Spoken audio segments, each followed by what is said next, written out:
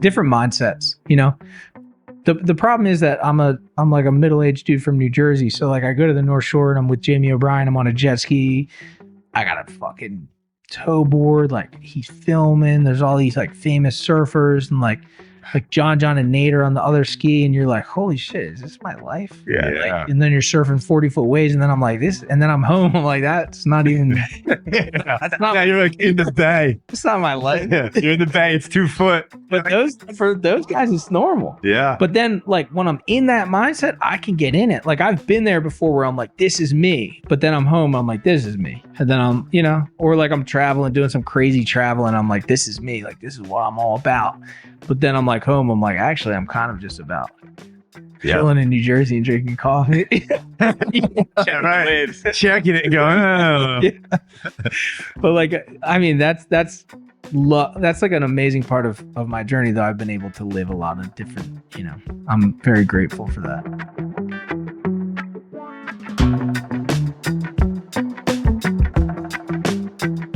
So on the way in, we talked about Ben being a giant. He looks 5'8" on TV, but really he's like 6'8". A lot of people claim 5'8", 220. Oh, that's messed up. Yeah. How tall are you? 6'2"? I like to pretend I'm 6 foot, but the doctor never gave me 6 foot. He's always like, you're right there. Yeah, I think. But I haven't been to the pediatrician in years. 6 foot. I'm probably 6 foot. Dude, you know what's what? What's on your driver's license? How tall are you? I think it says 5'10". I think I'm like 5'11" and 3/4, and I just put 6'1" on mine. Oh, that's great. Dude. Dude, I think I got that information when I was like 18 or something, and then I never updated it. You know what I mean? How tall are you? 6'1". He looks taller than you. You got to be over 6 foot. Yeah, I'm probably 5'11". Bro, did you see? You watch baseball at all? You could put that up just a little bit more. Yeah. Oh, yeah. So they have the new like strike zone that's automatic or whatever. Yeah. And everybody lost like 2 inches. So guys that used to stay there were 6'3", just to like get drafted higher or whatever. Yeah. They measured everybody. Have you? And like 6'3", guys that are 6'3" are now like 5'11". What's that dude? The college player, Pavia. I don't know. What's it? He's What? like 5'7", and he was saying he's 6'2". Yeah. He went. He's a football player. All right. But yeah. But now it's beneficial to be shorter because the strike zone. Wait, why? How does that work? I have no idea, but I saw an article that like I guess the automatic strike zone has to go off your height or They have to use real data. So like it's between whatever your knees and your chest or whatever it is. right. Dude, you know what's crazy about surfing is a short man sport. It's For sure. beneficial to be short when you're surfing and have a low center of gravity. Right. Yeah. Is that why you act like you're shorter on the internet? Just the bigger dogs, we just have problems no one would ever think about. You know what I mean? Yeah. Well, I tell you what, I'm 5'8", and it doesn't help me that much. That's all right, dude. Yeah, man. So how's life? It's good, dude. It's good. You've been traveling a lot. I have. Me and my wife were just in Virginia Beach. And then before that, we were in, where was I? Oh, California. And then the week before that, I was in the Dominican Republic.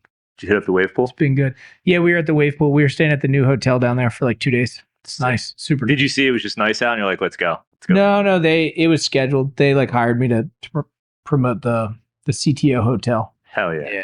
Nice 2-night stay. I didn't know it was open already. When did that open? The pool or No, the the hotel? hotel. I think last week. Oh, nice. Pretty recently. There was no one there. We were the only people in the hotel, which is cool. It was an experience, dude. Is that right on the water? Like right on the wave pool? You're overlooking the. Yeah. It's nice, dude. That's sick. Are you That's guys like sponsored? No, dude. I just like Just caffeine. like them? no, good. I've had two double espressos already. I'm gonna have a fucking heart attack doing this meeting. This meeting of the minds. I just did like I actually did Wawa coffee this morning. Well, it's good coffee. My morning coffee black with nothing in it, like no sugar, no milk or anything, just because like, I don't know, I just like to really just feel it, you know? Yeah, I'm the Good same. vibe. Just taking. I'm not even coffee anymore. I'm double espresso. I just take it right to the head. Wow. Yeah. But then afternoon, like 3 p.m., 4 p.m., I'll always do like a Dunkin' iced coffee or something, you know what I mean? Yeah. Yeah. Donut. It's good. Iced No coffee. doubt. Dude, I can't afford it. Dude, I used to do the Been a Boston heavy year, creams. Yeah. Boston cream were my go-to forever. Yeah. I won't like buy junk food, you know? Like if it's free at a surf contest or an event or something, I'll eat like Yeah. 9 donuts, but like I won't buy them. We just don't bring it in the house. Yeah, that's So like if we're out somewhere and it's a party, all right, sportage. But like if I bought a box of like Oreo cookies, yeah. they're gone like in the car on the way from the supermarket till I'm home. They're same gone, way. dude. I'm the same way. If my wife buys something, it's just like hammer it, dude. Yeah, I usually buy. What are you doing? I'll buy like an extra thing of blueberries at the supermarket, and then I eat them on the way home. That's nice too. Yeah, I should get into eating blueberries. they're good. They're like really good for you too. They make you happy. I heard. Antioxidants. Do they? I heard blueberries and walnuts. I need make you something, happy. man. What's an Blueberries and walnuts. Blueberries, walnuts, and double espressos. Actually, double Yeah, espressos that would work. miserable. what is an oxidant? Does anybody know what an oxidant is? True. We don't. Yeah. Why do we want to be anti? Yeah.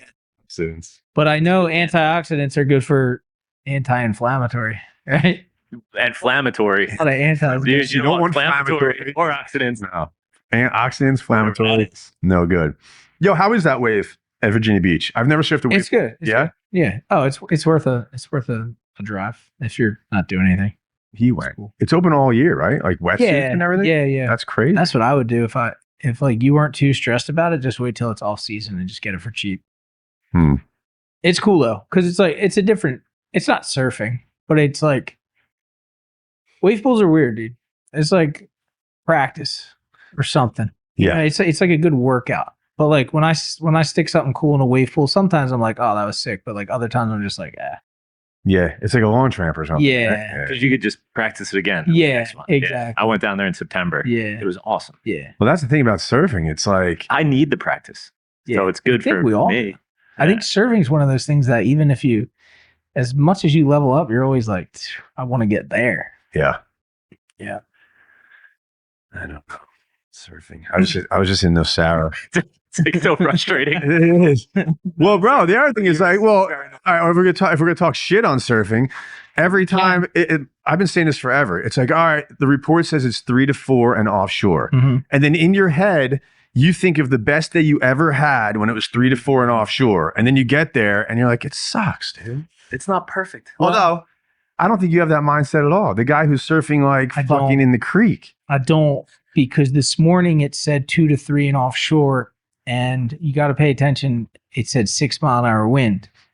What time did the wind switch? The wind switched at 5. So it was west southwest until 5, and then it went west at 5 miles an hour, 3 miles an hour, whatever I said. It's not going to be clean. It's not enough. Still going to be junky, Yeah. you know, because it like didn't have the time. But then one time Surfline I came up here and Surfline had it 5 to 8 an epic. And I was like telling Mackie in the car, I'm like, can 5 to 8 even get epic?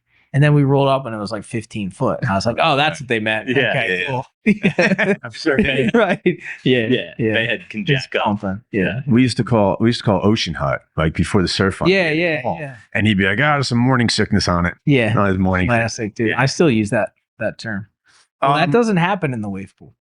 No morning It's always sickness. firing. Does the wind affect it at all? Doesn't matter. Because they have walls. It up. can be on shore and it's still clean on the face. I went to Waco in 2022 and then came back here, surf Manasquan. It was like 3 foot and like a really good day. Mhm. And I was like, this is so inefficient. Yeah, true. It's Yeah. true, dude. But it's different. It's like surfing's for connecting to nature, like spiritual, the vibe. Wave pools for like practice. Yeah. You know? I mean, you're not going out to the wave pool and taking a bunch of deep breaths. Yeah. You know, Can if you want. you can, I guess, but then you miss like 4 waves. Yeah. Your turn's over. Although I feel like No breathing out when here. you're sitting in the water, you're like, oh, sick. We're here. Yeah. Like, didn't you travel all the way to Korea to Yes. do Wave Garden out Same there? thing, Wave Garden. Just a much bigger pool, to be honest, in Korea. But yeah, I've been, 6 years ago? You could surf Waco. I think Waco was open 6 years ago, but like you couldn't do a Wave Garden. anywhere. Yeah. There wasn't one. Yeah, yeah. It was, you had to go overseas to do it. Where was the first one? Australia or something, maybe? Wave Garden. Maybe. Wave Garden. I remember the videos from like 20 years ago where it had the black plastic on yeah. the side, you know? So classic. And it was just like a little wave break. So- Like, this could be something. so classic, dude. The test pool. I guess I got to go visit one. Yeah. Yeah, you should. We'll go to the Korea one. Are you at the longboard there? Yeah. Oh, yeah. You're in the Sour recently? Yeah. I was down there. So when were you there? You just rattled off 4 locations in the last month, and we know you were there in the last month, and that wasn't one of the locations. I was there before that.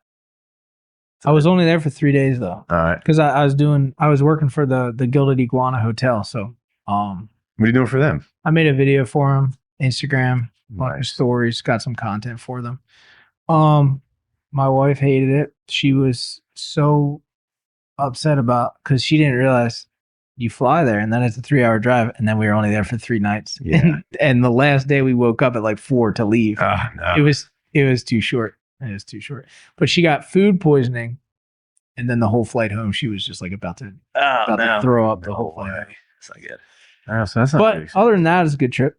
We usually fly in and stay like up in the mountains the first night. That's nice. Do like a spring, oil Yeah. springs or something. Because then like we got a bunch of kids, and you're traveling for quite a few. Yeah, hours, yeah, it's a minute. Break that up and then drive down. Yeah, because we flew to Miami, I think, or Atlanta, one of them, and then Atlanta, and then flew there, and then you drive. So it's like a 10-hour trip. Yeah. It's like 14, isn't it? Yeah. From here? Yeah. When it's good, that's a good wave though. Like the first time I surfed there, just from being in New Jersey my whole life, I dropped in and I'm like, pump down the kit and make the. Oh yeah. I'm like, yeah. oh wait, no, I don't have to. Oh, I gotta make the. No, I don't have to make the line. That I had like a 500-yard wave. Oh, what the hell am I doing? That happens to New Jersey surfers, dude. We grow up like trying to tee off as quick as possible, and then you go to a real wave. Like I remember I went to Australia when I was 14, and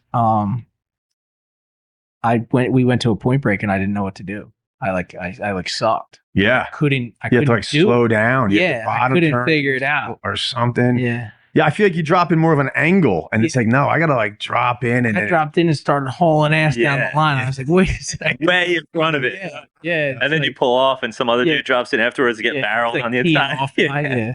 Yeah, do you find Jersey surfers are more aggressive than everywhere else? As far as like physically aggressive on the wave or attitude? I think everything. I feel like when I go somewhere, I always heard about like when I was younger, it's like, oh, California, it's real aggressive out there. And I get there, I like Hawaii. I surfed a local spot in Hawaii, and they're like, don't tell me about. It's not a hidden spot, but they're like, just shut up about it. And it's all local guys and everything. I go out there, and my buddy's like, dude, it's really localized. You're not going to get waves out there. I was the most aggressive, not even on purpose. I'm like paddling, catching wave after wave, being respectful. But I'm like, we're crazy. Yeah, well, yeah. The cool thing about Jersey is anywhere you go, people from Jersey. Everyone, Everywhere. for sure. Yeah, like go Birds. Oh, Yeah. you guys are Giants fans, aren't you? Well, we're Browns fans. Browns. We were Browns fans forever. Really? And then Why? because Jim Brown. Because we say a long, long time ago, apparently there was one Cleveland Brown that was good. Okay. So we've been 55 years inflicted. ago, there was this running back, Who was it? Jim Brown, Okay. Wow. but not anymore. I went to the Bucks. So he's I left Bucks the Browns. and I'm Giants. Okay. You like the Birds? Yeah, Birds. Yeah. Birds. The Giants might be good this year. Yeah, I'm hoping. That guy. They're cool. They're young. That's good. They got a couple good draft picks Yeah. last year. Yeah. But anywhere you go, there's always people from Jersey. At least that's what I've found. And it's an instant connection. Yeah, instant. Yeah. It's like, oh, sick. All right. You're from Jersey. You're still on the boardwalk down there. Is there still that what's that called? It's like Little Max. yeah. Yeah. That's my first Yeah, job I ever had. I'm from Avalon or Wildwood. Oh, you still surfing down in Wildwood? I'm like, nah, dude. Nobody surfs down in Wildwood. You know what I heard? I saw yesterday? They're extending 2 of the jetties in Bayhead. Okay. Finally. Yeah. It's like they should have done that instead of beach. They need to do replenishment. something. Yeah, But they're doing some nice embezzlement though, dude. Come on. exactly. It's awesome. Yeah, we talked about this on one with Dale Parsons. He's like an oyster farmer from Barnegat. Yeah, And we were talking about all of it. He's like, yeah, it's like $30 million a year they're getting to like just throw sand back on the beach. Yeah. Plus, Crazy. they're like, Genius. well, they act like they're doing it to build the beaches out because it's like a resort community, and except for they started like July 20th. I'm Yeah, like, how last does year. that help? Yeah. Well, the beach was around Forever. a long time before they came up with beach replenishment. But it's a good scheme. If you were to come up with a beach replenishment business, what would you name it? Beach Replenishment Incorporated. Perfect. Let's do it. Yeah. Yeah, let's go make money. Well, bro, the main No, it would be a nonprofit. It'd be called Save the Beaches, Save the Sand, Nice. and then people would be like, "We got to do it." it's not a problem. But I Say the sand. Sure, we take $3 million a year in salary, but it's our nonprofit. Yeah, as long as we can run the pipe all the way down to El Salamo and just fill that thing up with sand, I'm good. I'm in. You should push for that. Yeah. Well, the one year they pumped Ocean City, naturally, they pumped it in August. By August 15th, all the sand was over on our side in Longport at El Salamo, and it was the best year El Salamo ever because we get like southeast wind swell all summer. You know what I mean? Yeah. So it just pushes all the sand across the inlet, and El Salamo gets packed. And that year, it was just sand all out around the jetty, and it was excellent waves. Excellent. Hell yeah. That's what it does. It all moves around. It's not staying where they put it. No. Like the Mascon Inlet completely closed up. Was it last year or the year before? And you can surf the inlet. It was actually breaking. Oh, yeah, inside. Yeah. I saw that. And they don't get it. They're like, oh my God, is it climate change? The inlet has a lot of sand in it. Like, yeah, I wonder where that came from. Yeah. Plus, our white sandy beaches aren't really that white and sandy anymore. That's interesting. You walk on, it's like dirt and rocks. So the jetties will be good. They trap sand naturally. Exactly. It's just they're like, let's cover up the jetties with the sand. That's crazy. Yeah. Yo, so El Salamo is like in the bay, El Salamo? So like the Longport Inlet, like Ocean City's over here, Longport's here. El Salamo is like, there's a beach, jetty, a whole inlet beach, and then another little fishing jetty, and then El Salamo is inside here, and then Skeleton Bay's on the outside right here. So that's like, is that how you got into, like you built a career on novelty waves? Is that the first novelty wave? It is. Yeah. So that's where you got the idea. The Longport Inlet, because my family had my grandma's from Longport, so she was actually the third resident in Longport ever. Nice. But we used to summer in Longport when I was a kid, because I grew up in Pennsylvania, but we would surf in the Longport Inlet, and that was like the original novelty wave. But I was always attracted to that. Yeah. You know, just doing something different. So when did you go from that to this is a thing that I do? Or was it like, oh, the Cape May Ferry, was that number 2? So there was a lot of novelty waves between me being a kid and doing it for a living. But what happened was I started my YouTube channel in 2016, and it was originally started as a year of sobriety. And how is my life going to change after 1 year of being sober? So I said, because I used to drink every day. So instead of drinking, so surfing was always my first passion. Filmmaking was always my second passion. I had gone to film school. I was working in the industry, and I was lucky enough at the time to have a remote editing job. So I worked for this production company that they would send me hard drives and I would edit stuff for them. Nice. So I was like, okay, I'm going to quit drinking and I'm going to make a YouTube vlog every day. And what's interesting is at the time, I actually thought that YouTube vlogging was really stupid. I didn't get it, I guess. I thought it was like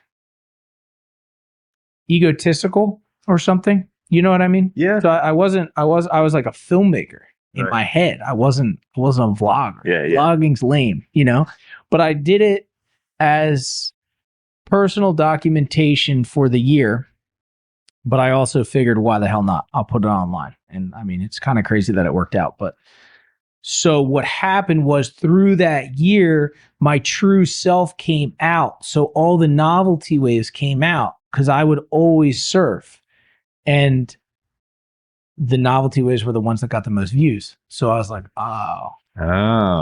so they chose. We got something. Yeah. The people chose. Yeah. So it started out small. Like I spent like 4 months down in Florida, and I would surf like inside the Sebastian Inlet, or I would just do weird stuff. Down in South Florida, there's like these like a bunch of inlets with rips. It's always inlets, right, boys? But it's like the hack. But it's like, and then I noticed like, oh, because in the beginning, dude, my vlog used to get like the first couple months, like I was getting like 100 views, 130 views. And then I'd be like, oh, I started a novelty wave, 700 views. That's interesting. And then I'd make a surf video and people would like that too. And then, so it was always novelties and surfing, but the novelties outdid it. So you were just vlogging everything. I vlogged just life every day for 3 years. And then some of the surfing stuff and some of the novelty stuff started popping. Yes. And you just had every other day stuff. Yeah. Too. And I would play music. I used to be way more focused on playing music. So I'd have like just music vlogs. I'd have just like cooking vlog, like just my life, whatever. Go on a date, I'd make a vlog, like literally everything. And Blind date. my car, like working on my car. You had a camera set up in the bedroom. No, it's not weird. I'm a vlogger. I had the Forerunner back then that was always falling apart. So there was that. And then, yeah, dude, the Novelty started popping, and I was like, you know what? I'm gonna go surf the Cape May Lewis Ferry. Like, I knew back in the day, this kid, Scott Barry, that I used to film with, he told me about it. And he told me that Dean Randazzo surfed it and got arrested by the state police. That story actually turned out to be not true, but it was still like a That would be perfect. historic Lore. lore. Exactly. So I was like, you know what? I'm going to go try it. I went down there one time with my wife. This is back when we were dating, and I just checked it and I watched the left peel through, and I was like, oh my God, this is fucking real. Like, so then I went back the next day and I did it, and that video got like 350,000 views in like a week or something. And then it was like, oh yeah, shit, I'm the Novelty guy. Yeah. This is me. That's so sick. Because at the time, you got to understand too, like at the time, I know it seems like a different world now. It's only been 10 years.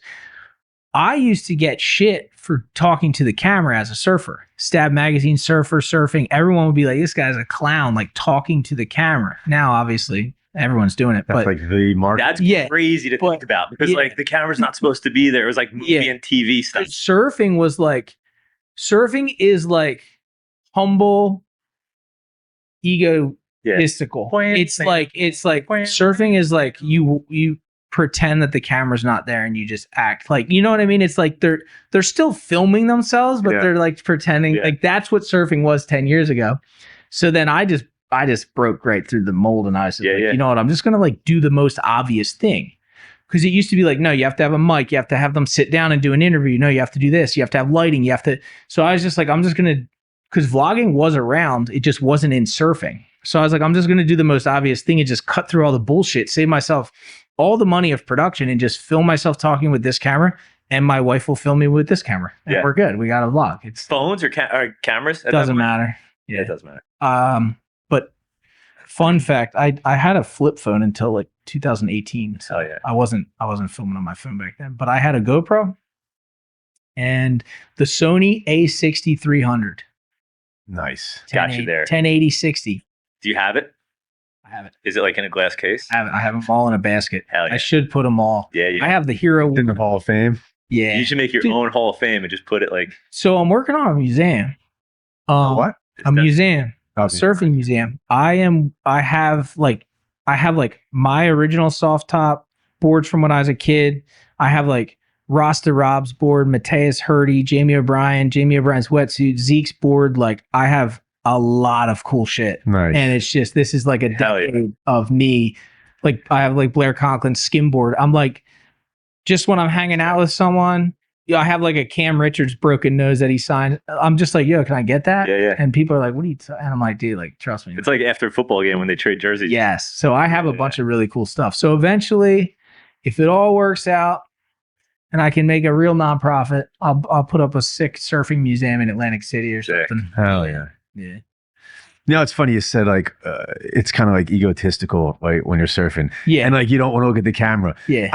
If I have like a real good wave, and I don't know if anybody else does this, but if I catch a real good one, no, I won't even. I won't. I'll do. I like won't look. I'll be like, I'm not even gonna look at like my wife on the beach. I'm just gonna act like that's all. I always surf like that. Yeah. You look down at you. Don't worry about that one. That's no big deal. Well, that was part of the shtick when I first started, like just pointing at the camera like Maggie, you know what I mean? All that stuff, just to like get that like reaction. You know? So we have a family text thread, and they were just in Costa Rica, and his wife sends a video to the family, and it's her filming his wave, but the camera was pointing at her face, and then she realized it. She's like, "Oh shit! Oh fuck! Oh damn! He's gonna be so pissed." And she said that. She's like, "That's the best missing it. I've ever seen him ride," the camera is gonna kill me.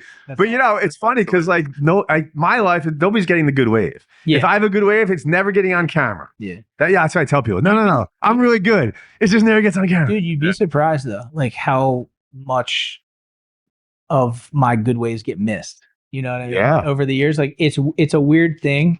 A lot of times you don't get the best wave. You'd never get the kind of best wave. interesting. Even as this is my profession. You know, like Yeah. I could travel all the way somewhere and just the filmer just so happens to be changing the battery on like the best way. Yeah. That's the way it works. So interesting. Dude, my brother-in-law surfed for the first time, and he's 40 years old, and I put him on a big foamy. We were in Nosara, and I'm recording him, and I got a couple. He gets up on one neighbor. Then I go do something else. I see out of the corner of my eye, he caught like the longest wave ever. I was like, and then I go get the camera, and I can't get it. Yeah, he can't get a follow-up. That happens a lot, too. Yeah, back in the day, we used to like, borrow our parents' camera. Like, oh, cool, we got they're gonna film, and then I'd watch it. And like, all right, I'm good. I don't want to see myself surfing. Dude, that one day, I'm way better. That one hurricane in Island Beach State Park, I think you were recording. You got a bunch of good ones made. That was a million years ago. A lot of people should probably watch themselves on more. They should watch themselves surfing before they comment on Instagram. Oh, for sure. I think that is definitely something. Because, dude, trust me, I still do it. I've been filming myself for 10 years and I still go, I can't wait to watch that. Yeah. I watch it, I'm like, oh, way cool. I'm deleting that. Yeah. That's not making the cut. Yeah. Yo, that's why I'm like, I don't even want Amy recording me because it feels like I surf really well. And I'm like killing it. I'm hitting it. And then I watch it. I'm like, dude, I suck. I don't record me. Yeah. I don't even care. Yeah. It's crazy, dude. Yo, so that's cool. So at this point in your career, you are being asked to like come out and promote and you're getting paid to come out and everything. Yeah. How sick is that? Do you have like this year planned out or? No, I'm a little off it this year. But like I'm pretty planned out until I guess like June, I would say. It usually happens like a month in advance. Yeah. Oh, you know what? I'm pretty scheduled out until July, I would say. So like I have pretty much something to do like once or twice a week every week. It's awesome. Yeah. And then like sometimes that extends into like, I mean, Virginia Beach, right? I go for 2 nights, but it's the drive, then a night, then you're there all day, then a night, then the drive home, and it ends up then the editing day. So it ends up being like 4 days at a time, So you can really only do like one thing a week, I guess, You should start calling for a minimum. Like, yeah, I'll come out, but it's a 4-night minimum. Oh, Virginia Beach. I told Jordan I need to start tacking on an editing day. Yeah. Because if I'm surfing the pool, beat tired, go to sleep, beat tired, go to sleep, wake up, have to leave, and I don't have time to edit the content. Yeah. So I do need to tackle another day. Yeah. Just be like, yo, my wife's not coming down for 3 days, guys. Yeah. Yeah. What are you, crazy? Yeah. Just tell them. I have also, but kind of in the same idea of what you're talking about. At this point, I have gotten to the point where I actually like stick up for myself, if you will. Back in the day, I used to be like, yeah, no worries. Like, I'll come, like, I'll do whatever, like, whatever. And my wife used to always be like, dude, you're killing yourself for these people. Yeah. Like, now I'll be like, okay, I've done this before. I know exactly what's about to go down. Like, we need all these things in line before I get there, which is way better for them, way better for me. And if you're clear about the communication, it's like, when I get into my room, I want a dish of M&Ms, but only blue ones. Well, yeah, that's that. It's important to have like a good woman behind you. Yeah, I was just saying the other day, like anything I try to do, any kind of ventures or new projects or anything, if my wife's not 100% behind it, it doesn't work. Yeah, it's just not. No, it ends up, and it's not like a bad thing. It's a good thing. And sometimes you can't see it, and she sees it, and like at least this has been the case for me. And then like a year later, she's like, "What did I tell you?" I'm like, 100%, dude. But I haven't gotten to the point where I have a runner yet, like where I leave a list of things. If I ever get there, I'll probably just have. You should, and you should always have one weird thing on it. Like, let's see if they read it. Imagine that, dude. I don't know. I just don't have that in me, dude. I'm always like, I don't know. I'll try to be really accommodating, I mean, pulled up in a Rolls Royce. Hell yeah, dude. That car was one of the. I tell all the youngins, dude, don't do it. Just don't do it. What? Just don't buy a car like that. Yeah. Stupid. It's nice, bro. It's nice. Is that your car or is that your wife's car? She let you drive it up there? It was gonna be her car and now it's all dinged up. So it's gonna be mine. She passing on you. Now she's getting a new car. Yeah, that's how it works. Dude. My wife drives like an Escalade. I'm a pickup truck guy. Actually, there's been a couple little spats about that car because I did buy it for myself. And she was always like, you bought yourself a nice car. You know what I mean? Like, yeah. Like, you haven't bought me a nice car yet. So. Oh, yeah. They got to get it first. Yeah. What do you drive to the beach? Pickup truck or you drive that to the beach? Yeah, that's my car. That's my car. And then I have the van. So the van's just all the BS. And then. Oh, yeah. The van. And then I have that for like driving on the beach or whatever. Sweet. Is that the same van? Is that like a 2010 van? That's the van, dude. That's the 2017. van? 2017? Yeah. Okay. Yep. Back in the day, I got that van for 21 grand, dude. Wow. Bro, Expensive van in 2017. Right? It was like a good price at the time. Now it's a great price. Oh, Yeah. Vans are like 70 grand now. Dude, I was buying vans Empty for vans. I was buying empty vans. We did like home services. Yeah. So we were buying vans for like 20 grand brand new. Yeah. And then like over the course of 6 months, it was 50. Yeah. Like, dude, what Yeah. just happened? Yeah. No, because I remember I was looking and like the crazy van at the time was 38. And then like there was like ones that were 28, 29. But mine had like 8,000 miles on it. So I got a good price. Are they like converted? They're like No. vans and everything in it? No, Just the Ford, what's it called? I don't know. The Econo E250 or something. Yeah, whatever. Do you have kids like camping out by your van when you come back from surfing? Like they just see it out there and like, oh shit. Yeah, so I have that magnet on the side and I take it off and I throw it like under the seats in the back. Yeah. Because that used to happen. Yeah. And like, not that it's a big deal, but I've done. I saw your van in Bayhead and I was like, oh shit, I'm gonna creep around for a second. it's not that even it's a big deal, but I don't know. I get weird about it. Like I just feel weird, you know, like I don't know.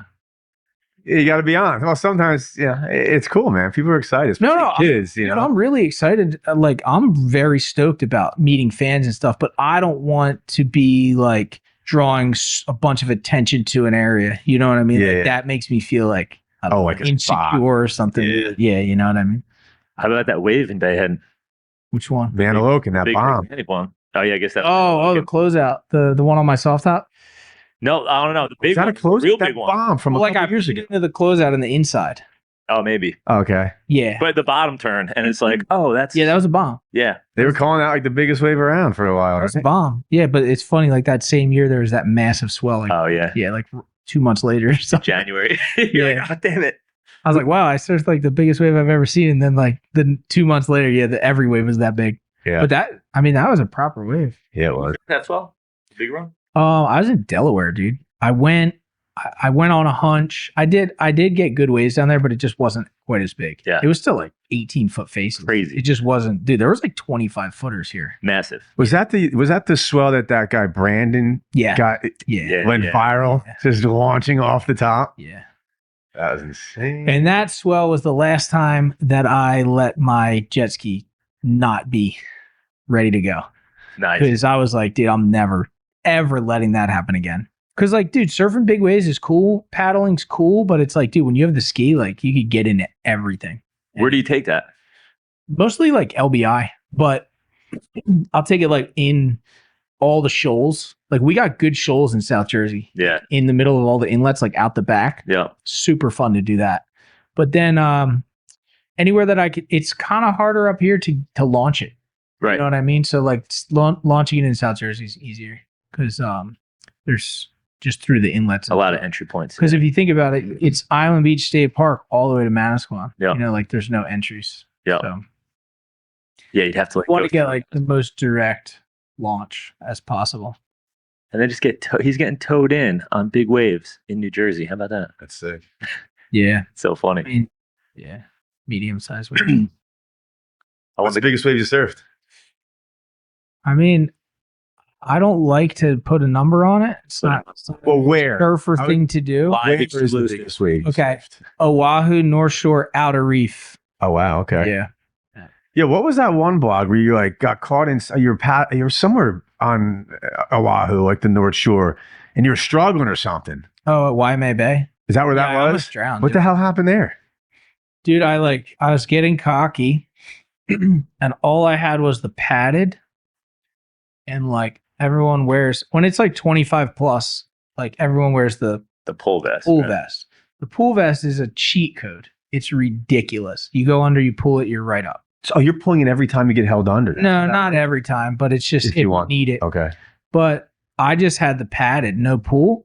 So I got like 3 or 4 bombs at Waimea Bay. And then I was paddling back out and I saw all these guys miss this one on the inside and it was like a double up. So I turned and burned and I was on my 10-6 and I picked the nose and went under. And I'm thinking, whatever, go under. I'm coming right back up. All good. I've been doing this all day. I went under, dude, and I just kept going. Oh shit. Kept going.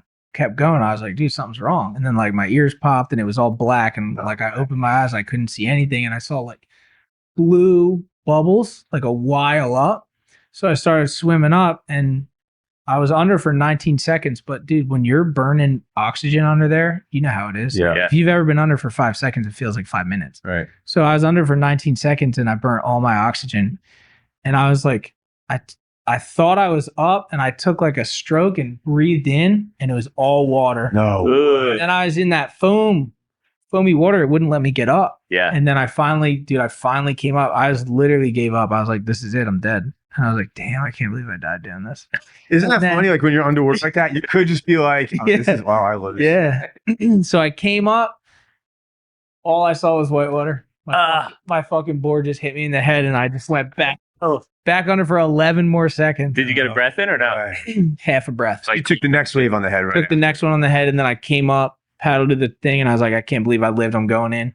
And then I was like, dude, I can't. Like, if I leave, it was my last day in Hawaii. If I leave, I'm going to come back next year scared. So I went back out and surfed like 5 more waves, forced myself. And Hell yeah. I went in. And there's like no pushing up from the bottom there. No, In a place there's a deep spot. Yeah. And then like if I had so I'm never going to do it again without the Yeah. vest. So then the following year showed up day one. It was 45 to 50 plus on the outer reefs on Surfline, which means it's bigger. Yeah. Day one, 3 hours of sleep, had to go right into that. So baptism by fire. Yeah. Dude, that's so different. Like, I was just out there and it was like 3 feet overhead and it was bombs. Yeah. No. I mean, dude, there's different levels though, different mindsets, you know? The problem is that I'm like a middle-aged dude from New Jersey. So like I go to the North Shore and I'm with Jamie O'Brien. I'm on a jet ski. I got a fucking tow board. Like he's filming. There's all these like famous surfers and like John and Nate are on the other ski. And you're like, holy shit, is this my life? Yeah. Like, and then you're surfing 40-foot waves. And then I'm like this. And then I'm home. I'm like, that's not even, that's not, You're like in the bay. it's not my life. Yeah. You're in the bay. It's 2 foot. But for those guys, it's normal. Yeah. But then, like, when I'm in that mindset, I can get in it. Like, I've been there before where I'm like, this is me. But then I'm home, I'm like, this is me. And then I'm, you know, or like I'm traveling, doing some crazy travel, and I'm like, this is me. Like, this is what I'm all about. But then I'm like home, I'm like, actually, I'm kind of just about chilling in New Jersey and drinking coffee. Right. Checking it and going, oh. Yeah. But like, I mean, that's like an amazing part of my journey, though. I've been able to live a lot of different, you know, I'm very grateful for that. Yeah, you're you everywhere you go. I ran into Jamie O'Brien when I was out there once. Yeah. And I was like, yeah, from Jersey Surf, whatever. And the conversation was going on. I just wanted to keep the conversation going. He's like, oh, you know Ben? I was like, yeah, dude, I know Ben. And then I walked around, I was like, I've seen him on TV. No, I'm as good as I know you. Well, I've seen 20 of his episodes about 18 years, so I'm much tighter with Ben than he. Yeah, we'll be honest. A lot of people say, "Yeah, this guy told me he knows you," and I'm just like, yeah, I know. Yeah. I'm always just like, whatever. Well, I did when you pulled up. It's so weird because I'm like, yo, me and your boys, you just never met me before. Yeah, that's cool. That's crazy. But like, dude, I don't know. There's something cool about that, dude. It's like, I don't know. It's been awesome. I have been able to connect with people without connecting with them, but then when I meet them, like, we get it. Yeah. You know, like, it's cool because like I know for someone to enjoy what I do and be stoked to see me, then they think like me. Yeah, kind for of. sure. You know what I mean? Yeah, no one's watching you that isn't on the same kind of wave. Yeah, like, and if they do, they're not going to be like, yo, Ben, like, you know, like they're just going to be like, oh, what's up? You know, it's not going to be the same. I'm sure right off the bat, you just get a positive response from anyone. Yeah. You know, just cool. immediately. Well, yeah, like when I was at the wave pool, like there's just people just showing up to just say hi, like after my sessions, and like they're just like, they always have like a nice little story to share with me. Oh, like I'm so happy you did this because it or you said this because it helped me with this, and it's like, wow, that's hell yeah, fucking really crazy. Like the power of the internet, you know? Or yeah. Like, because like, I don't know, it's weird to think about, but 20 years ago we weren't doing that. Like it was like television. Yeah. And like that was it. But now it's like, this is just me. Like this is my real life. I feel like it just opened up everything because like even surf at different spots. You're like, oh, there's a crew here, there's a crew here. Now it's just like everybody surfs everywhere, and that mentality is really not even there in the water anymore. Yeah, for the most part, it's not, which is great. Well, the cool thing about what you do is like there's so much negativity tied to the internet, and you bring such a positive vibe to it, you know? Well, dude, I'm like, I don't know. This is a weird thing to say, but like I'm like old school, I guess. Like I'm not living the internet. I feel like a lot of these negative people are so in the internet. Yeah. Like I'm almost just like living my life and then putting it on the internet. Right. You know what I'm saying? Like it's not because like when me and my boys like see like hate comments, we fucking are cracking up. Yeah. Like, these guys are idiots. They don't even know. Like they don't even know us. They don't even know anything. Right. Like, they're just like it's. You get hate comments? Yeah, for sure. Like about like what? What kind of shit? Well, soft tops, and then like should have been deeper, or like Ben sucks at surfing, or like whatever. You know what I mean? But that's why I was saying most people should probably watch themselves surf before they comment online about someone's surf. Yeah. You know, anything, dude. And sometimes it's the weirdest stuff. Like some guy, like I guess we were drinking Starbucks in one of the vlogs, and some guy's like, I can't believe Ben Gravy would drink Starbucks and not support his local coffee shop. I'm unsubscribing. And I'm like, bro, people are crazy. I fucking drank Starbucks once, dude. Relax. It's a cup of coffee. I mean, how dare you? How dare you? Like, this cup of coffee in my vlog has absolutely no determination on who I am as a person at all. Like you're too much on the internet. That dude. fact that has to even be said. It's like and explained. It's like, and you know that motherfucker's drinking Starbucks every day. Yeah. But I can't. No. Yo, people are crazy. Sometimes I'm like, that's a bot. I just call everything a bot now. Yeah. And if somebody says something stupid, I'm like, you're a bot. Yeah. You're not real. Well, I mean, dude, I feel like there is a strong push to make the internet negative these days, which is like, I don't know. I'll always just be doing what I'm doing. And I've personally gotten enough success from this that I've checked every box that I've ever had. Like all my goals are fulfilled. So for me, I'm almost like living on borrowed time. Like I'm chilling. Yeah. Like nothing that anybody says to me online is going to affect who I am or what I do. It's not. It's not going to happen. So it's just like, I don't know. Yo, maybe your new shtick should just be like arguing back and forth with them. Dude, that gets you all burnt up though. That gets you. Yeah, that's well, annoying. the problem is if you don't care and you do start arguing, eventually you would care. Yeah. It's like they would say something that would bother you. I don't know. Sometimes I comment back, but I'll give them one. I can't be doing more than one. Yeah, you know what's funny is like you're like, oh, it's becoming negative. Well, dude, that shit sells. Look at the news. Like they're finding the news is finding the worst thing that happened every day, and that's what they're reporting. They're not like, oh, a puppy was born. You know, that doesn't get views. Talk about that a lot with like my friends and my wife. I'm always just like, I can't believe this is what mainstream news is about, like murders and. Yeah. It's crazy. They just find every murder and tell you about it. Like, yeah, stop. Well, like everybody gets kind of weird. Like when you're alone at your house, sometimes like everyone has like, I feel like a little bit of like depression in their life. You know what I mean? But I feel like that's what that's capitalizing on. Like your quiet moment that you're like maybe internalizing too much. And then you're seeing that. And it's like, for some reason, like that's what captivates you. Yeah. You know, I don't know how to. I almost feel like it's like, if you're feeling a little down and you put the news on, you're like, oh, I'm better off than I'm not murdered. Yeah, I know. It's like a dopamine hit of like, yo, I'm not that bad. I didn't get murdered today in Chicago. Yeah, I don't know. That's wild. But then, what's that show on TLC or something? Like not my so-called life. It's like My Weird Obsession. Okay. And like the lady's like eating couch cushions. Yeah. And my buddy used to watch it. He's like, no, I watch it because just to make sure I'm okay. At least I'm not eating couch I didn't cushions. eat any couch cushions today. Yeah. Yeah.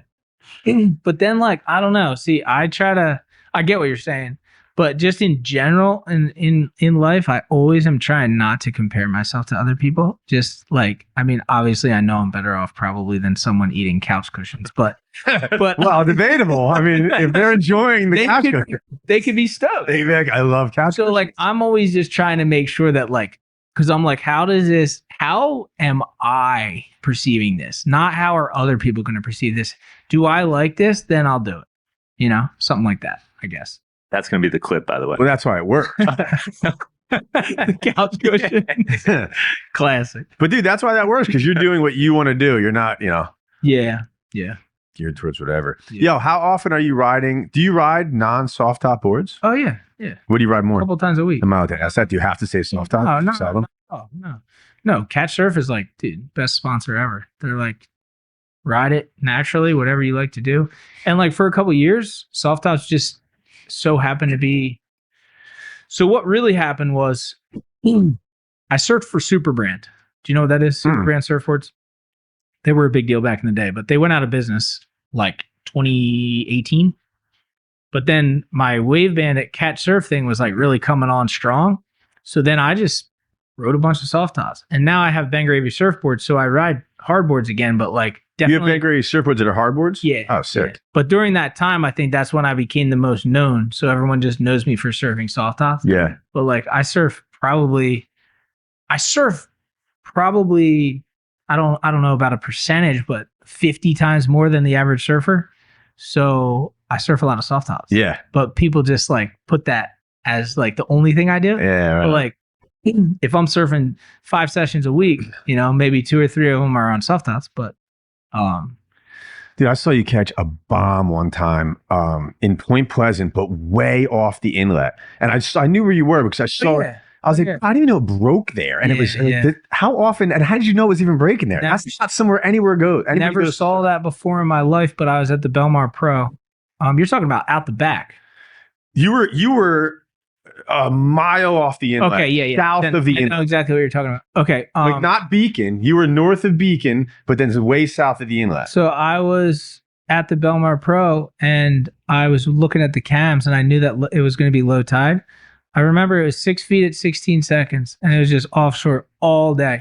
But low tide always sucks, like when it's long period because it just closes out, right? So then I was like, I want to go do something because I don't have another heat until 3 p.m. or whatever it was. And I looked at the Manasquan cam and I saw this waves out there and I was like, we're on. Nice. Like we got to go do that. And I was on a soft top that day because I was like, I don't have a board that can. A big soft. Like a gun. You were on like a 10-foot soft? Yeah, like a 9-0. Yeah. But that was sick, dude. I wish that sandbar never been there since. Who are you out there with? By myself. Oh, you're by yourself. Yeah, Okay. but my buddy JP was filming. He was like on the jetty. Yeah, we used to surf the inlet there like our whole lives. When we were young on a Tuesday at 10 o'clock, there'd be like 10 or 15 people out. Now that spot's blown. Place is nuts. But I've never even seen it break that far down. So I've never seen that. In front of the, I knew, like right in front of the arcade or whatever. Yeah. You know? So that, I never saw that sandbar since. Yeah, no shit. It was crazy. But that was awesome. It was like I was claiming Piahi. It was like Jaws or something out there. Jersey version. It was so good. Yo, explain wave heights and like seconds. Give me like a quick professional rundown of like around New Jersey. Like what's the perfect wave direction? What's the perfect swell direction? What's the perfect seconds? New Jersey, perfect period is 9 seconds.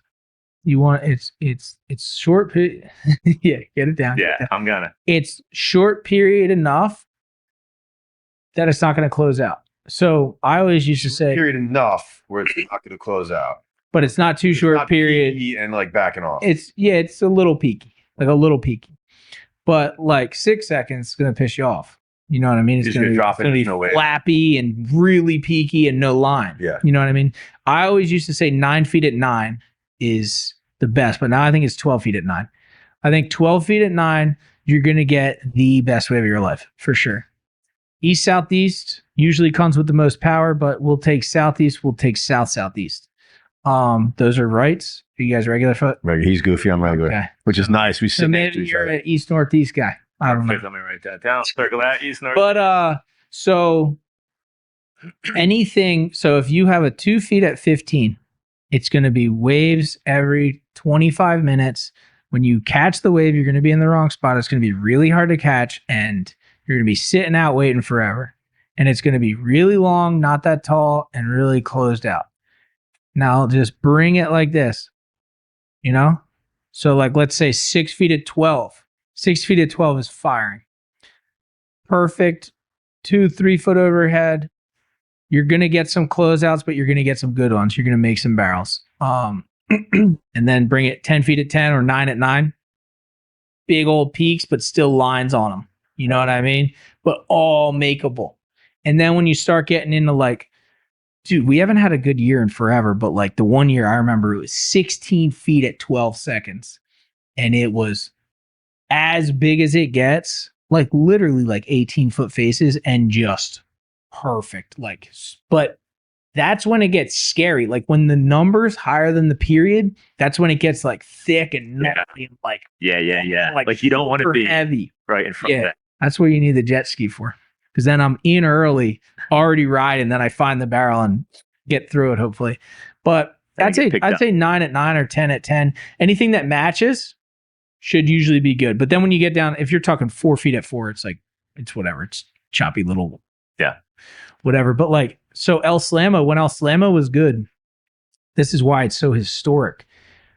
2 feet at 6 or 3 feet at 6, east, southeast would be like 4 foot, full chest high little like tubes everywhere just because of the nature of the inlet, like however it worked. Yeah. It just made it so good. And what does it break on, like 8 inches of water?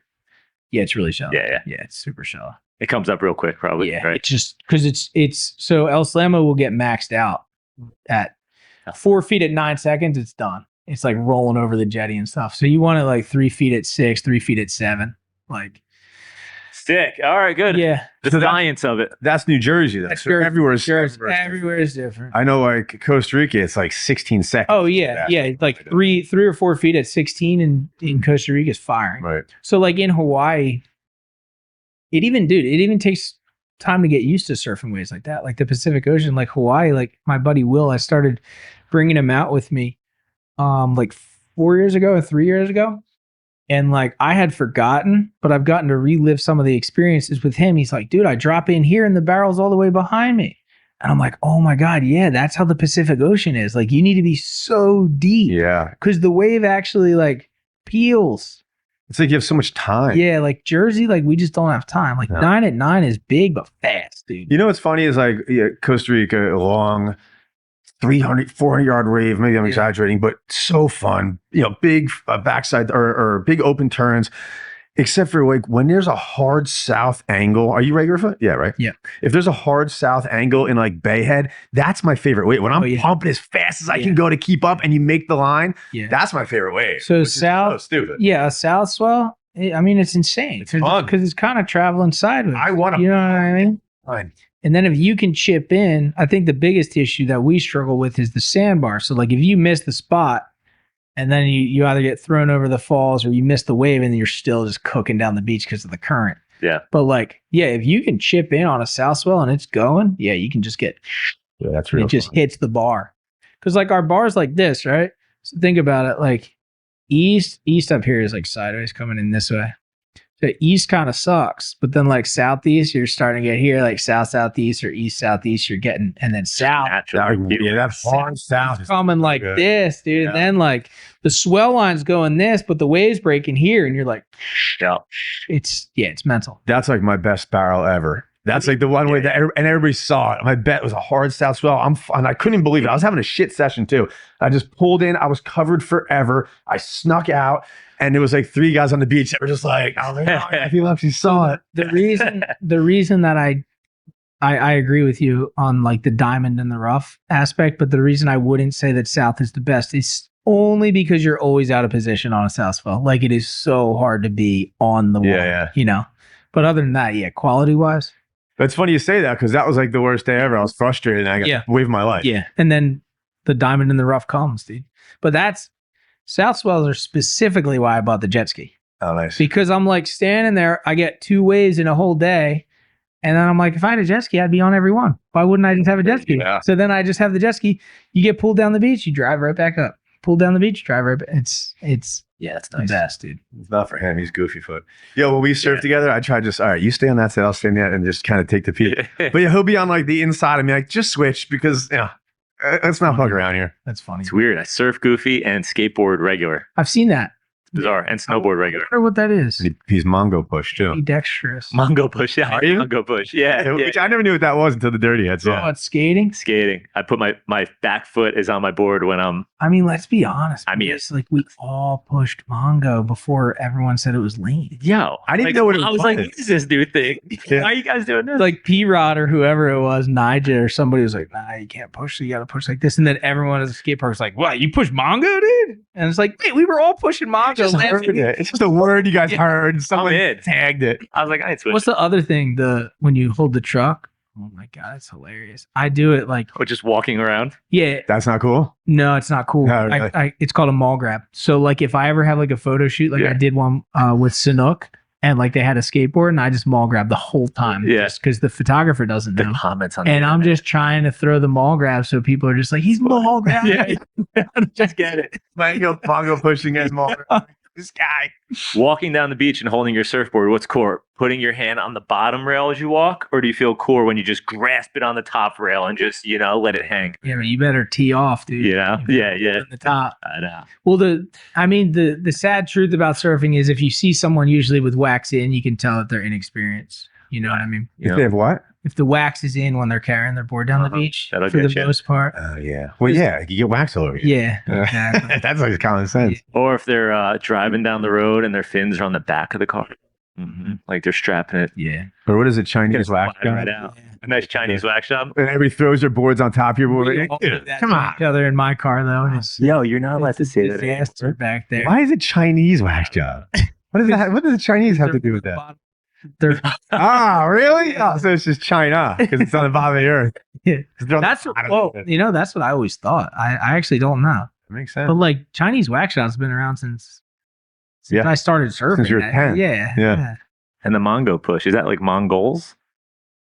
I don't know, but there's the So- dirty hair. Yeah, off on the wrong side. Call it Mongo push, and I had to I didn't know what the hell it was. I only learned that like 3 years ago. That's classic. Dude. That's classic. I still Mongo push. I don't care. Skating is I like can Mongo push. That seems way harder. really? Yeah. Skating is something that I definitely gave up on my style and stuff. It I hurts, start- I it hurts when you Not fall. yeah. I'd rather, fall like into surf. the water. Yeah. Oh, yeah, surf skate. It's fun. I was into skating though, like 4 years ago. From 2017 to like mid 2020s, I was pretty early 2020s. I was pretty into skating. What's up with your surfboards? The hardboards, Yeah. Did you just sign with someone else? sign with someone. Like another surfboard company or something? Who's making your hardboards? Brian? So there's a fella from Avalon, New Jersey. His name's Brian Brown. Oh, Not Brian Wynn. Not Brian. I work with Brian Wynn though. But Brian Brown was the shaper at Superbrand Surfboards. So Superbrand, like I said, went out of business.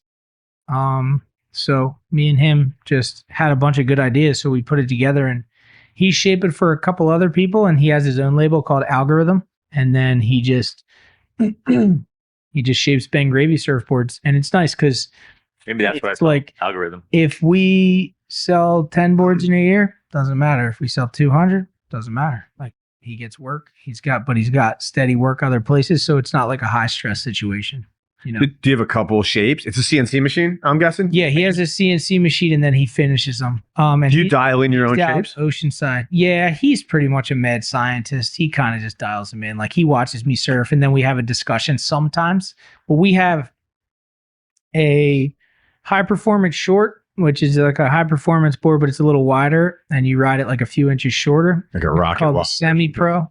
And then we have a fish. It's called the Barracuda. And then we have a mid-length. It's called the Menace. And then we have a couple barrel boards and people can order customs and stuff too. But those are our main three boards because that's pretty much what I ride.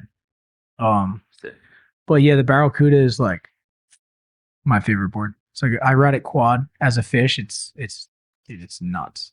Barracuda. The Barracuda. That's a quad fish. Yes, sir. Real deep, like a CI fish or like a Febs fish, or not so deep a tail.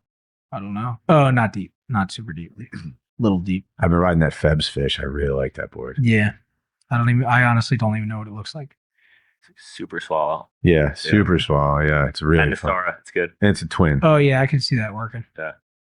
Is there you got a website for Yeah, those boards? BenGravySurfboards.com. Sick. Yeah, man. Yeah, it's funny. So what the heck does Nub Nation mean?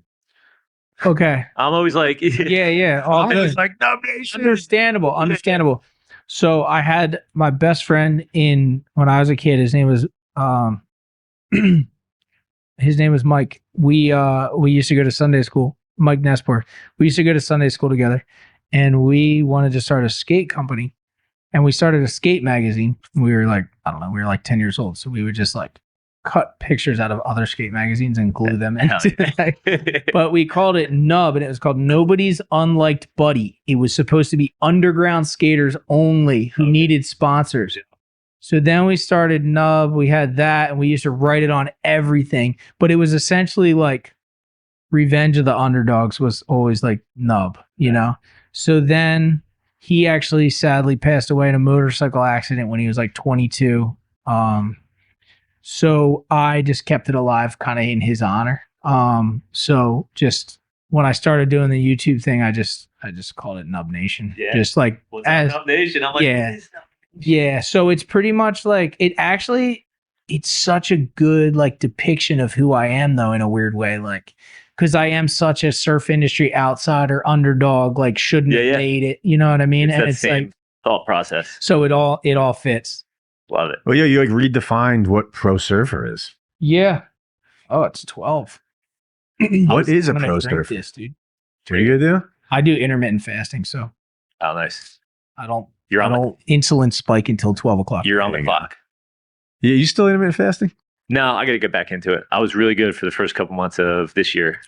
And then I went to Costa Rica and I felt good. And I felt really good. And so I stopped doing all the good things. Though, dude. Trying. He's sober since what? You're like 4 or 5 months? January 1st. Yeah. I had 2 drinks in Costa Rica. All my buddies were just giving me crap about it. But really. Yeah. Dude, we're on a group text and he's like, oh, 4 months sober. And they're like, we were just with you in Costa Rica. No. Drank. I was like, full disclosure. I had 1 drink that someone gave me on a Tuesday, another one on a Thursday. But yeah, I don't count it because I didn't get a second drink and I didn't buy it myself. So it's a mindset. Yeah. I'm good though, man. I feel great. And like, yeah, that's awesome. Like you were saying, I was drinking like 1 or 2 IPAs like often. Yeah. It wasn't like I was drinking a bottle of Jack Daniels, but it was like 4 nights a week where I was drinking IPAs. Yeah, I was worse than that. And alcoholism runs in both sides of my family, so my mom and dad's side. So I just decided that before I really ruined my life, I was going to cut it off. I wasn't like, I wasn't living on the street or anything, but like, it's bad, brother. Yeah, you're like, this is a problem. It was bad. So you're 10 years sober? 10 years sober. Awesome, dude. Seems like it worked out for you. Yeah, and it's like, well, I mean, dude, think about it. I was 26 and I was not doing anything that I wanted to do with my life. Now I'm 37.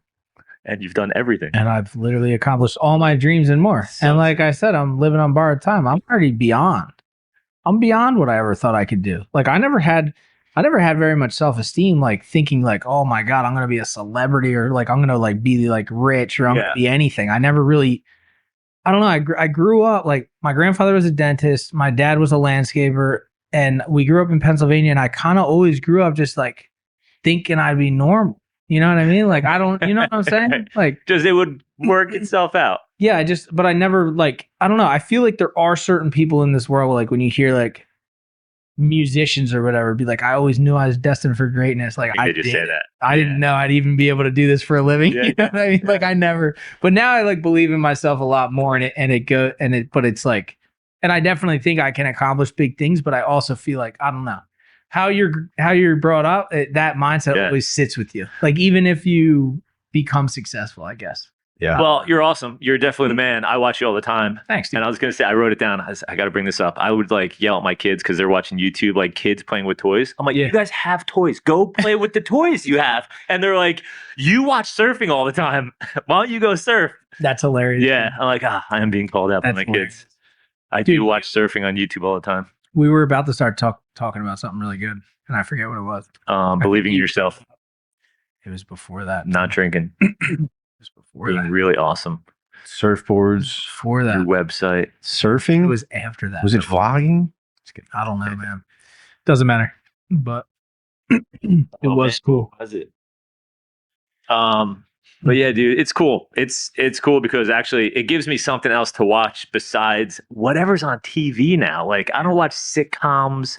I hate the news. Yeah. So I just like go through my YouTube channels and, I think we're living in a time too where like content creation has gotten better. I'm not saying I have super high production or anything, but people do. And Netflix and TV shows have gotten worse. And it's like going like this. Yeah. It might switch at one point. I feel like it has already. I watch way more YouTube. I watch way more Ben Gravy than I watch any other show. For sure. But thank you. But like, if you notice, I feel like what I've noticed on Netflix the past 10 years, like the quality just like worse and worse and worse. Lower budget. It's kind of crazy. You ever see that guy? I don't know what it's for. Rich Beto. He's like a guitar player, but he has a podcast, just music, guitar. He has people on and stuff. But whatever, he's a guitar player, and he's like pretty big. I was watching it last night. He was going through the top 10 Spotify songs right now, and he's like an older guy, but just ripping on all the songs. He's like, dude, there's just nothing going on here. All right, let's look at number 9. Okay, and he has the guitar. He's sort of playing along with it now. He's like, all right, it's cool. Production value is good, but like nothing's happening. Yeah. He's like, all right, now here's a song from 15 years ago. This is a good song. Yeah. You could tell that like. Yeah. I don't feel anything with this song. Yeah. By the way, did you hear his band? Do you still make music? I should make more. I haven't recorded in a while. I haven't played a live show in a while. It's harder. It's getting harder for me to write songs because I feel like I got a lot of it out. Yeah. But I don't know. Yeah, I'm still there. So I pulled it up yesterday. Unlucky 13. It's one of his songs. Yeah. It's really good, dude. Wait, what's the band? It's just Ben Gravy. Apple Music, Ben Gravy, Unlucky 13. Okay. And that's just the first song I heard. Thanks, dude. I was like, what is going on right now? That's from a while ago, right? Yeah. I'm sure it's harder to write when like everything's kind of working out right now. Yeah. How would you describe your music? How would you that song or whatever? What genre? Yeah.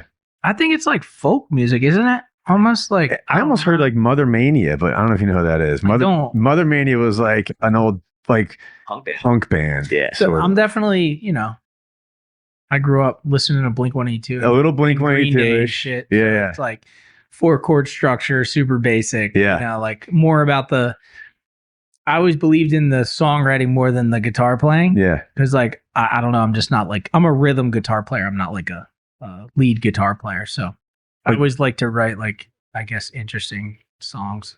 Like us and our crew, especially his crew, that music was like, that's the music everybody listens to. So I put it on yesterday. I was like, dude, it sounds new. It doesn't sound like, oh, here's a song from like 10 years ago. Thanks, dude. It sounds new and good. Yeah. You get as many people in the car as possible. You Chinese wax everyone's bored. You blast punk music and you go up to the beach. Yeah. No, that's the dream, dude. Yeah. I mean, I love playing music. It's just like you said, I'm not as inspired as I used to be. Like I'm not as like angsty as I used to be, I guess. It's not as many things you got to get off your chest. Like exactly. Yeah. Plus I don't like to complain. So like music, like it's weirdly like you're not complaining, you're kind of just talking about it, but in a weird way you're like venting. Yeah. When you write music. Yeah, even like love songs and stuff. You're right. Yeah. You're not like today was awesome. Yeah. Surf, met this girl, her fiance. Music's cool though. Music, man, like if I ever like get to a place where like I don't need to like focus on earning money, I would just record music and try to write like hell yeah. It's so cool. Yeah. It's so cool. I'm taking piano lessons now. Finally. Oh, nice. Really? I've been trying to play piano forever. We were in bands and we wrote music and everything, have like CDs and everything. Like we were in the 20s, played in bars, but I finally I'm getting lessons. So I've been trying to play piano for like 10 years. And I suck. Where are you going? I've got to come in the house. Oh, sick. So I'm working on like a blues. It's hard, dude. It is hard, but it's sick. It's so fun. Yeah. It's relaxing. No, that's cool. That's very cool. But I was trying to like read music and I found like, you know what? I just want to jam. So I brought a guy in and he's like well, like if you know like what 7 chords, you could almost play every song. So it's like, yeah. You can just learn those chords and then you're good. Yeah, that's it. And just bounce around. What do you got going on in the next year? You got any major thing you're trying to accomplish? Yeah. Surf the moon?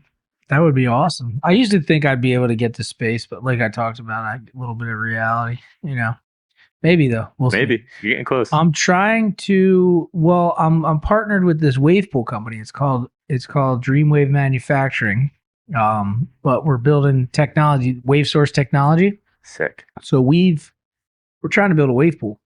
So we've been in a lot of talks, a lot of communications, a lot of awkward meetings, but we're getting there. Yeah. So the goal this year is to get a wave source wave pool in the ground. Sick. It'd be awesome. And then where are you trying to get it? Oh, is this one of the videos that you did? Who is that? Backyard wave pool. Yeah, out in like Arizona or something. What's that? It was in Arizona, but essentially we need to find someone with money who wants to take that proof of concept and meet us in the middle and create the dream. Yeah. Because if we double that, If we double what we did there, Yeah. we'll have something real. And there's like barely any energy being used to do it or something, right? Wasn't that the whole thing? There's no mechanical parts. So like every other wave pool has mechanical parts. So when you're using mechanical parts, there's more room for failure. Yeah. You know, because like you have to engage something to suck the water in, then you have to engage something to push it out. And you have to. So our pool is stationary under the water. And all that happens is it gets filled up with air and then it releases the air. So when it releases the air, there's a drop. Yep. And the water fills the chamber and then bounces back up. And that bounce up is the wave that you see. Yeah. It's like wave displacement. There's water displacement. So it's like close. Exactly. It's like, it's almost like a boat wake or like a tanker wave. It's displacing the water. So then what you do is then you have a chamber. And let's say that chamber displaces 10 feet. If you time it 10 feet, 10 feet, 10 feet, then you time it perfectly, it becomes a wave. It's fucking, I don't know. That's like how tsunamis happen, right? It's like earthquake, there's something that opens up, the water drops, and then the wave happens. Yes. Yeah. How far along are you with that? Pretty far. Really? Yeah, I'm not allowed to say that much, but that's awesome. Yeah, but I'll have to have you guys out when we build it. Dude, where are you? Sick. Do you have any ideas where you're putting it? I mean, there's your house? There's a good chance. No, like my goal is to get one in New Jersey, but like there's a good chance it's got to be in a warm state. You know what I mean? And there's certain states with less restrictions. Just so there's more time to create revenue throughout the year. Yes. I'm surprised Virginia Beach even has one. Isn't that pretty similar to our climate? Yes. They get snow down there? They do, right? Yeah, they do. Yeah. Not like we're like once you cross the Chesapeake Bay, it definitely gets colder up here, but dude, they get like the 14 degree morning. Right. We just so happen to get the 14-degree month, but they'll still get like 30-degree days with like freezing mornings. My buddy's going there Monday, Tuesday, and I was thinking of going, but I saw it's going to be like 40 degrees out.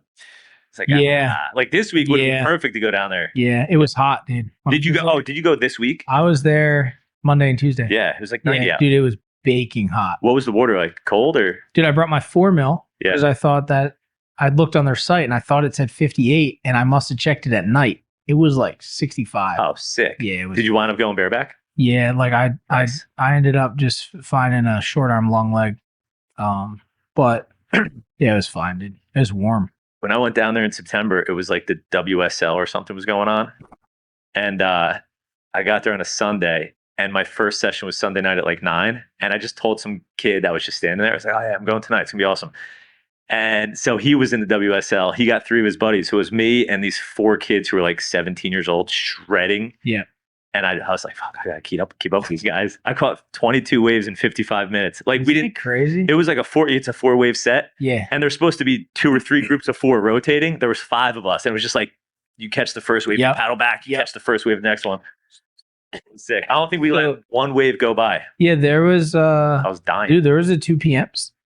Turn session that I surfed by myself. Dude, and I caught like 44 waves. Yeah. And I didn't, but by the end I was fighting to get back to the set. Yeah. I was like, you know. And it's like you can't let any of these go by. Yeah. Everyone has to be ridden. Yeah. It was like I rode every set, and then like there was even a few like you can ride the first wave of the set and you can get back out for it's not a proper set wave, but it's the little one. Yeah. The last one. Do like a quick. Yeah, you got to get that too. Yeah. I was out there like so. Dude, I've had a really inactive first part of the year, so I'm like when I went to Virginia, I was like, dude, I'm getting in shape down here. Like this is my kickoff to get Yeah. So I wasn't thinking about performance surfing, I was thinking about cardio. Yeah. Dude, it's so fun. I can't believe you haven't gone. How much paddling is? Are you just like cork popping or whatever to drop in? Are you paddling? Like I paddle. People do whatever. Yeah. But like they have marks on the wall. So like if the takeoff's 3, like there's like 6.5 and 8. I don't know. It's like the depth, right? So like you start on the 8, paddle 4 times, you're at the 3 and you're in. It's like that kind of. And then on the way back in, it just sucks you back in, or you. There is a rip, but then when the set stops, the rip stops. Okay. So if you get the first wave of the set and you get to the rip, like you get back out. Nice. But like, nice. I don't know if you're looking at it as a workout, like I was, you're stoked on paddling. Like I was like trying to get as much juice out of it as I could. I was trying to like pretty much tire myself out when I was out surfing. So Can you tell it's not saltwater? Like, is there a difference in buoyancy? I can't tell. You can't tell. They say there is. I had a weird feeling when I was at the Texas one. I was like, oh, there's no sharks here at all. There's definitely no sharks in this water. And like, there was just a different feeling being in the water. Like, oh, this is very safe. This is nice. Yeah. Yeah. Even though I don't really care about sharks, You but ever jump in like a pool at night? You ever jump in a pool at night and you're like, Oh, they're there. there's not a shark here. Yeah. No, like at your backyard pool. And it's like nighttime. sharks in Still eerie. in the pool. Yeah, the only thing about wave pools is like, so I truly believe that surfing is going to change a lot in the next 10 or 20 years with wave pools. Like, I think there's only 3.5 million people that surf in America. And that's not hardcore surfers. That's people that just have surfed. Yeah. So if you think about that, that's 1% of our population. If there's a wave pool in every state, surfing's not going to be surfing anymore. It's going to be wave pool surfing. Yeah. It's going to be different. Yeah. It's going to be, the culture's going to be completely different. Yeah. It's going to be very interesting to watch. So you're saying like you can tap into this massive population that just doesn't have the ability to surf yet. It's like an untouched potential of, I was going to say before, you with the soft tops have gotten so many kids into surfing earlier than they would have. Like both my kids have been on boards when they were 4 or 5. Yeah. My daughter will probably be surfing this year. She's 4. I definitely love the idea that I've probably gotten more kids into surfing than almost anyone else. For sure. It's part of like, surfing is weirdly self-centered. Like, and a lot of people's mindset is like, oh, don't come to my spot. Don't learn how to surf. Quit surfing. Right. It's so corny when I see people post quit surfing. It's like, dude, you're a clown. Because it's like, it's not about me. It's about that kid that's going to get that feeling that I got when I was his age from surfing. Because I don't get that feeling anymore unless it's a 15-foot barrel. Right. So it's like, so if I don't get that feeling and certain people still continue to surf, even though they lost the feeling, and they'll go out to Manasquan Inlet and paddle battle people and act like an ass. Yeah. And it's like, why are you even surfing? Do something else that gives you that feeling. You know what I mean? Yeah. So like for me, I'm like, I don't care about me and if my spot's going to get crowded. Like, let's get these kids stoked. Hell yeah. Like, what are we talking about here? Do you remember the first wave you ever caught? I don't, but I have a feeling about that summer. In my head or my heart somewhere. I remember the first one. I do remember my dad started taking us up to Atlantic City. And I remember I was at New Jersey Avenue and it's mostly a left, but I figured out that you could take off on the right and floater the left. You already figured out the novelty wave. But I remember the feeling of hitting the floater the first time and I still have that wave in my head. Sick. And I'm like, that's what did it for me, really. Yeah. I was like, wow. Because I remember, dude, we went straight for 3 years. And my dad one day was just like, dude, what are you guys doing? Like, I thought eventually you'd figure this out on your own, but I'm going to have to tell you, you have to go down the line sideways. And we were like, what? What do you mean? We were like going length the ride, like straight at the beach. As long as you can. Yeah. But, yeah, dude. So I want kids to have that. Yeah. know? I want middle-aged men to have that. I want moms to have that. I want everyone to, because dude, a 27-year-old dude that starts surfing or a 35-year-old mom that starts surfing still gets that same feeling that we got when we were kids when we surfed. Like, it's magical. But my point about the wave pools is it's going to be interesting because like there's a very spiritual aspect to surfing in the ocean that is lost in wave pools. Yep. Because you don't have to fight Mother Nature, time, the power of the ocean, and your mind to catch a wave. It's coming. Isn't that the best part, though? All that Mother Nature fight, struggle? Yeah, it is. That's what I'm saying. Yeah. Like, we're losing that when it goes into the wave pool because you're like, in 45 seconds, my wave is coming. Yeah.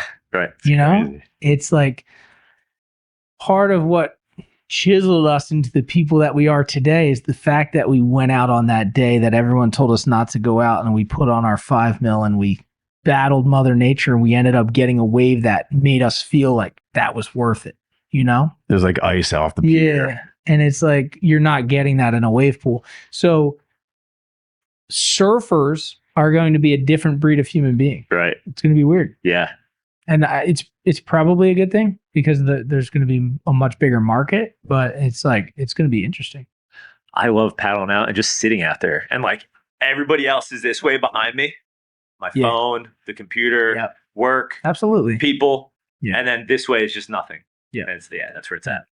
Well, dude, it's like some of the islands that I go to in the Caribbean, like I'm the only person in the water, and I'm the only person that's ever been in the water. Right.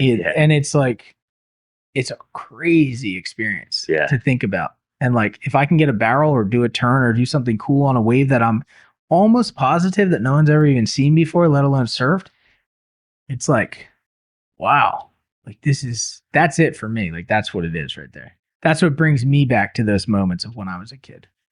And that's happening right now.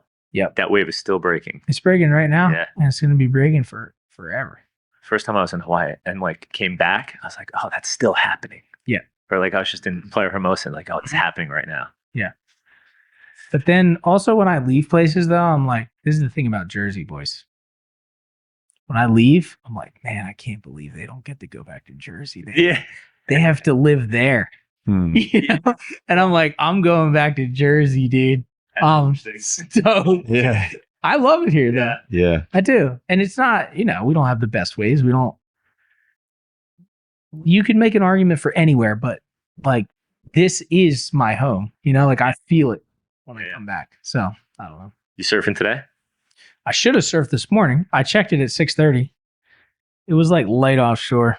Kind of the thing we talked about, not quite clean. And I was like, I'm a little sore from the pool. You get that a little bit? All right. You talk yourself out. You're like, let me check another spot. Well, get another cup of coffee. It was the pool. The pool killed me, boys. Because if I didn't go to the pool Monday, Tuesday, I would have been surfing today. Yeah. So you're just sore, beat up. Dude, my hamstrings are smashed.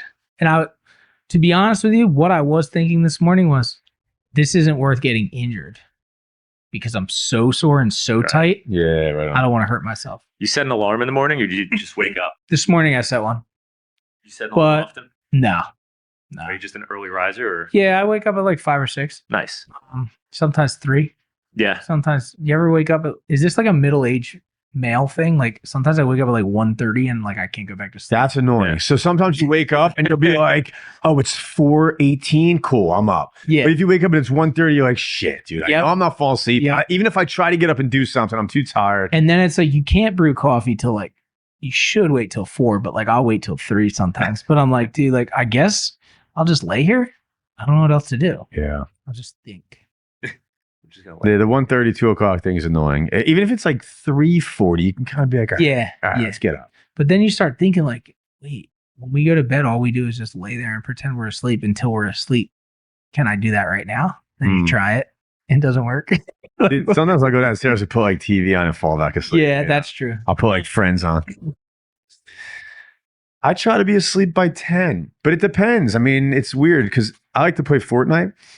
So, but I only play 2 rounds. So you ever play Fortnite? It's a shooting video game. Yeah, I know what it is. So you just drop in and there's 100 people and it's winner survives. And it takes like 15 minutes tops. Yeah, I used to do Halo. Same thing. That's it. I used to love Halo and it reminds me of that. Yeah. So like when I'm done with everything for the night, the kitchen's clean, whatever me and my wife are doing, I'll like run down sometimes and get like 2 rounds in. Yeah. So sometimes I'm going to bed at 10:30 if I'm pushing it. Okay. But I like to be asleep before 10 if I can. Yeah, I put my phone on airplane mode between like 8:30 and 9, and then I hope to go to sleep by 10. Cool. I stay up too late. What time are you going to bed? Sometimes I just like stay up till 11 or 12, 12:30. Sometimes it's 1, and I'm like, what am I doing? I'm just watching YouTube. Just watching Ben Gravy go surf El Slamo again. Dude, I'll tell you, traveling can jack you up though. Time difference. Yeah, just like the whole thing. Like even you're on a plane, you're so tired, you're more tired than you've been in months, and then you get there and you can't sleep for some reason. Like weird stuff like that. Dude, Hawaii's brutal. Like jet lag on the way back. Yeah, that's crazy. That'll get you. The first time I got jet lag coming back from Hawaii, my sleep was messed up for like a week. Yeah, I wake up early in Hawaii because I'm up at 4. Oh, that's like, with the fucking roosters. Yeah. Hawaii's brutal. California is the best time because it's 3 hours. So like if you would have woken up at 8, you wake up at 5. So like it's so easy to wake up early in California. Costa Rica's 2 hours right now. Oh yeah. So like I usually get up around 6:30. I'm up at 5, no problem. Yeah. In the water by 5:40. Nice. Is there anything you want to talk about? Anything else you're plugging? Bugging? pushing this year or anything? Anything going on? I'm just pushing the dream, dude. Yeah, dude. Just whatever you want to do, just get out there and do it. Don't matter. None of it matters. You got to enjoy it yourself. That's what matters. You gotta have fun. You gotta be positive. You gotta love it. Doesn't matter what it is. People are gonna judge, talk shit, no matter what. And success is relative. Success is inside of you. So if you're loving it, just do it and it'll work out. It'll be awesome. And that's all I'm pushing. The dream. For the dream. Yes, sir. For the dream. Yes, sir. And gravy. Thanks, man. No worries. We're stoked. You gotta sign the desk. Oh yeah, I can do that. I'll sign the desk. Yeah. Get a little. Oh, I can do that. We'll just keep the cameras running, but we'll edit some of this stuff out. Whatever. Hold on. Let's see. Ready? We have surfer extraordinaire, novelty wave expert Ben Gravy here at the podcast, signing the desk. And we're stoked. Oh, should I do it right now? Let's go. He's writing for the dream. How cool is this? Ben Gravy, baby. Sir. Yes. Guys. See ya. All right. That goes up. This sent me fucking stress. Dude, I'm losing my mind over here. I'm like, I got so much caffeine.